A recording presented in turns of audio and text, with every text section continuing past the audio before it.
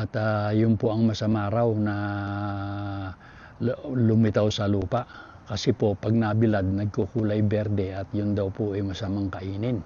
Yun naman po ay ayon dun sa nabasa ko sa sa isang article.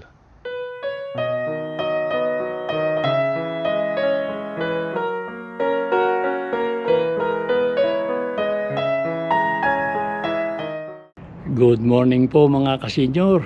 Kumusta na po? Ngayon pong umaga ay andito uli ako sa aking garden at akin pong itatali itong mga sitsaro na bumagsak po sa kanilang kinakapitan na mga alambre. Ito po yung itsura ng aking mga itatali na sitsaro mga kasenyor. Yan po nakabagsak. Dapat dito sila kumapit. Ito pa po yung iba ayan ayan po yan yung iba, ayun pa yung isa. Itatali ko na po sila lahat. Ganito po ang ginagawa ko, ayan nakatali.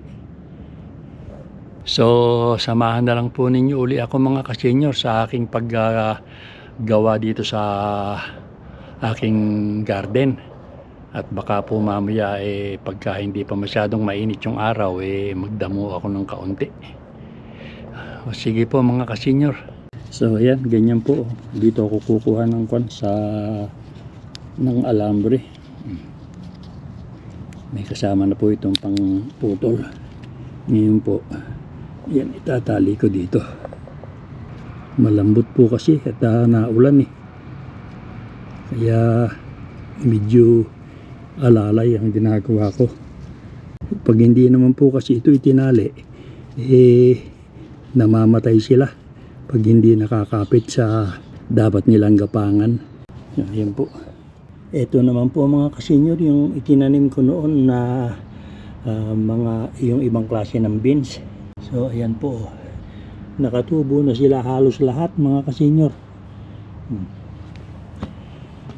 Ayan. Kaya lang merong kamukha nito, parang ito'y tinamaan ng hail. Ayan So okay naman sila mga kasenyor.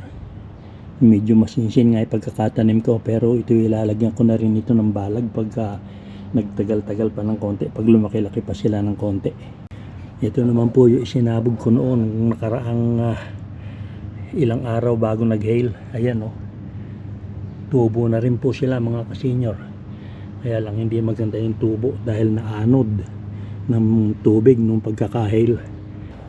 Nabunton po sila sa isang gilid. Dito sa gilid nito. Ayan. Ito, meron pa rito na naligaw. Ayan.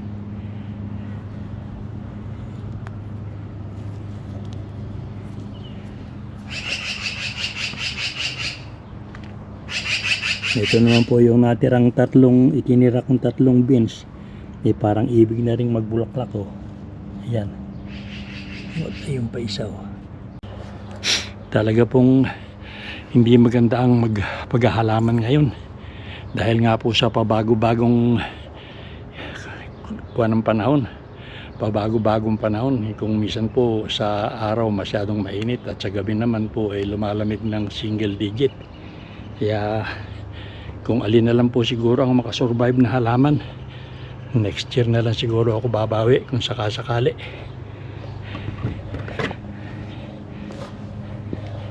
Ito naman po yung sitsaro. Ayan naitali ko na hanggang dun sa dulo.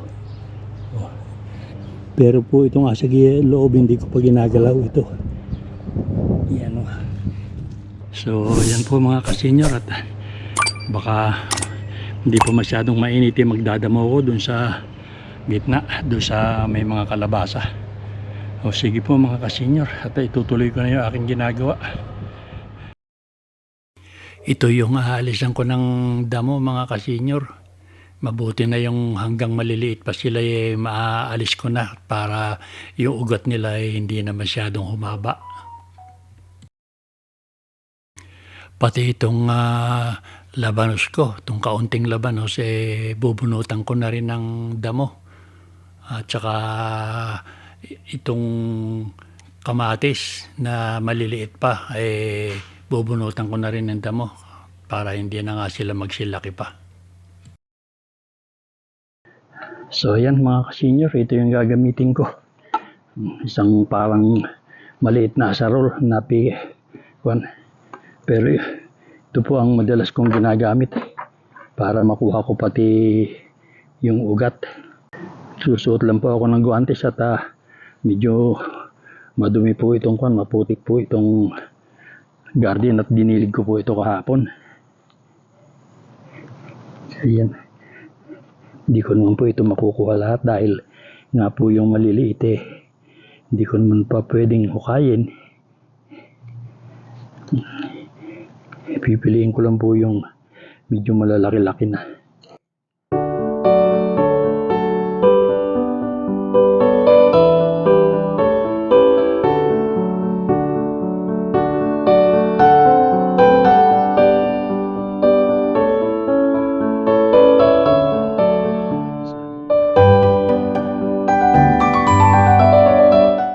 Medyo mabagal po itong ginagawa ko pero maliit lang naman po itong garden ko kaya kinakailangan inaagad ko itong damo na tumutubo.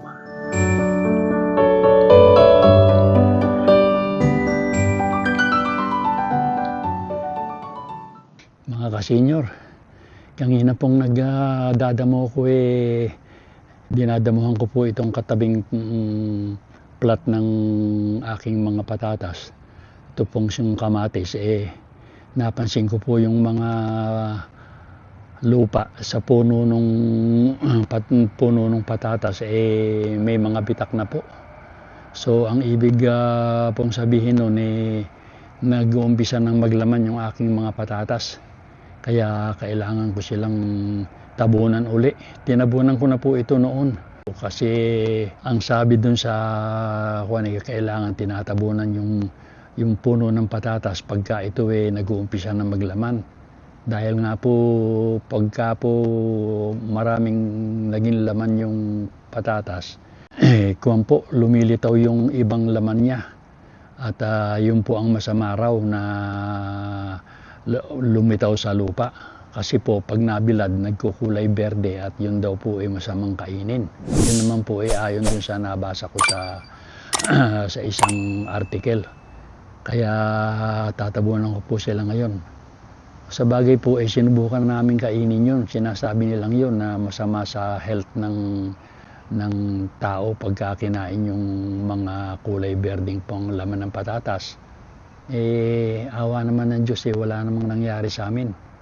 Baka naman po siguro tiyempuhan lang yun, kaya ganun. Sige po mga ka-senior, at mag-uumpisa na ako magtabon at tumatanghali na. Ayan, at wala pa namang ulap-ulap, bahagyang bahid lang ng ulap yung sa langit namin. Kaya medyo mainit po. Ito po yung gagamitin ko. Susubukan kong gamitin ito.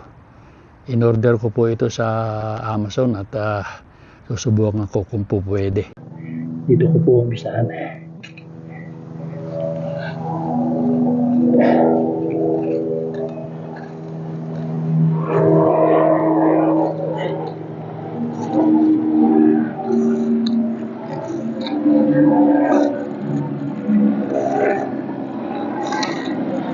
Yan po.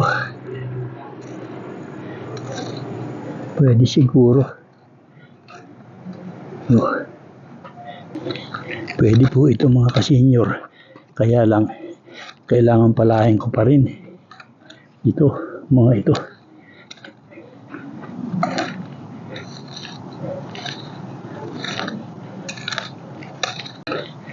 Yan, bali ganyan lang po ang gagawin ko. Pero, kailangan palahin ito.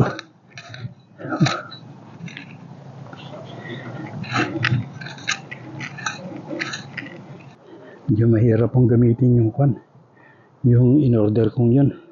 Talagang pandamo lang yun. Mabuti papalahin ko na lang.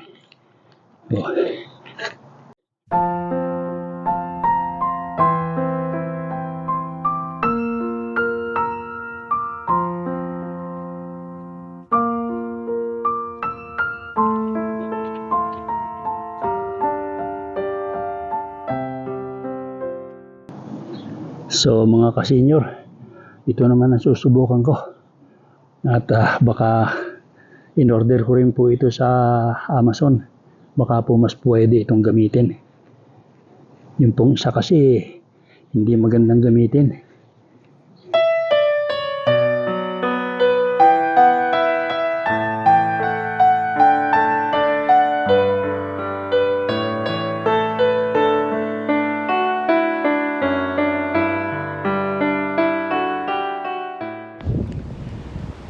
Ayan po mga kasenyor, at ako'y nakatapos ng magtabo ng puno ng patatas.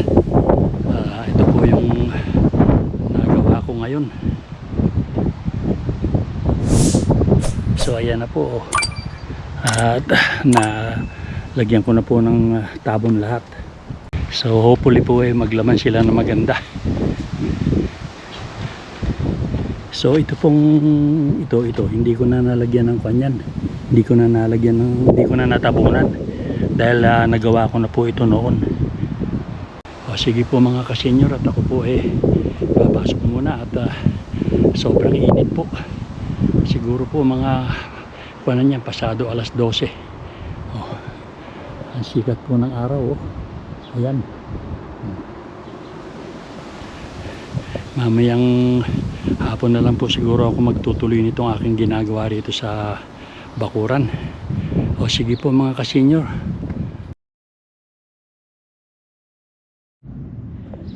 Ayan mga kasenyor, ito po yung sinasabi kong kalabasa na hindi naman pala kalabasa kung hindi zucchini. Ayan, at hindi naman po sila gumagapang. Ang zucchini po kasi ganyan, isang diretso lang sila. Kaya po ito maling akala. Ayan po, kuwan po yan, 8. 2 po, 6 po pala, 6. Ayan, zucchini po yan. At ibig na nga po yatang magbulaklak dahil ayan yung bulaklak ko. Ayan yung pag-uumpisahan ng bulaklak. So yan po maling akala. Akala ko kalabasa. Wala po kaming tanim na kalabasa ngayon. So ako po magdidilig at nayari ko na nga po yung pagtatabon ko dito sa aking patatas. Hindi po ako nakapagdilig kahapon. At nung pong pumasok ako nung tanghali at lumabas po kami nila misis. So gabi na, halos hapon na po nung bumalik ako. So hindi ko na po nadilig. Ngayon po akong umaga magdidilig. So ayan po mga kasenyor, hindi po lahat nung mga tanim ko didiligan ko. Ito pong labanos na pinapalaki ko pa para magkaroon ng laman didiligan ko po. Tsaka itong kamatis. At tsaka po siguro yung pinatutubo kong, yung pinalalaki kong mustasa doon. Pakikita ko po sa inyo mamaya. Tsaka itong aking patatas na nilagyan ko na tinabunan ko na yung mga puno. At nasabi ko na nga po na parang ako na sila, gusto na nilang maglaman. Hindi naman po kung nagbasa pa po yung lupa. Gusto ko lang magkaroon na kanda yung pag sumikat yung araw huwag silang masyadong matuyo.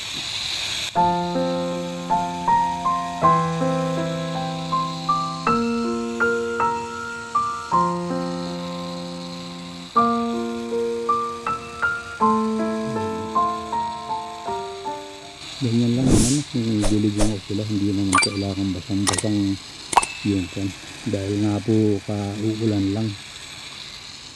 So yan po, ito naman po ang aking didiligan.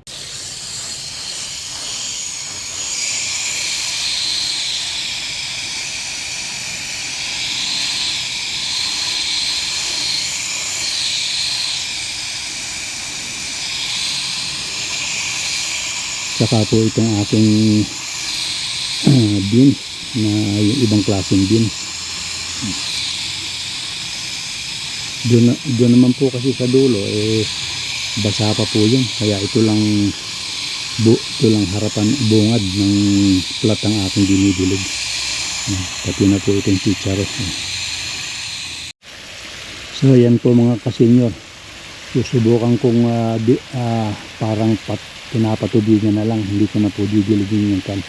Paagusan ko lang po yung ginawa ko. Paagusan ko lang po ng tubig yung ginawa kong parang kanal. Para po umabot dun sa dulo. Ayun.